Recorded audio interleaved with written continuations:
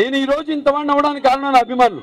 ముందు నా పూర్వజన్మ సుకృతం, తల్లిదండ్రులు పుణ్య దంపతులు బిడ్డగా పుట్టడం, నేను ఒక తెలుగువాడిగా పుట్టడం నాన్నగారు అన్నారు. ఆయన అంటుండేవారు, మరో జన్మంటూ ఉంటే మరొక తెలుగువాడిగానే పుట్టాలని ఆ భగవంతుడిని కోరుకుంటానని.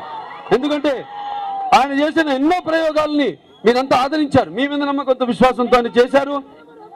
అలాగే ఒక శకం మన ఆంధ్ర రాష్ట్రానికి మనం ఏమంటాం, ఏదో మన స్వతంత్రం వచ్చింది పలానా 1947 అంటాం. ఆ తర్వాత మన దేశంలోని చరిత్ర అంటూ ఏమీ లేదు.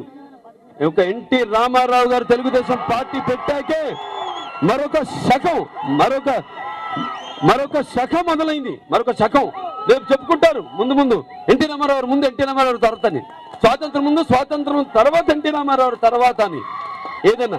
సో అటువంటి ఒక ఈ విప్లవాత్మకమైన సంస్కరణలను మన రాష్ట్రంలో తీసుకొచ్చింది, తెచ్చి మొత్తం దేశమే దాన్ని ఆచరించేటట్టు చేసిన విప్లవకారుడు నందమూరి తారక రామారావు. అటువంటి రామారావు గారిని మన తెలుగు వాడిగా పొందడం మన అదృష్టం అయితే, ఇంతమంది అభిమానుల్ని నేను పొందడం నా అదృష్టంగా భావిస్తున్నాను.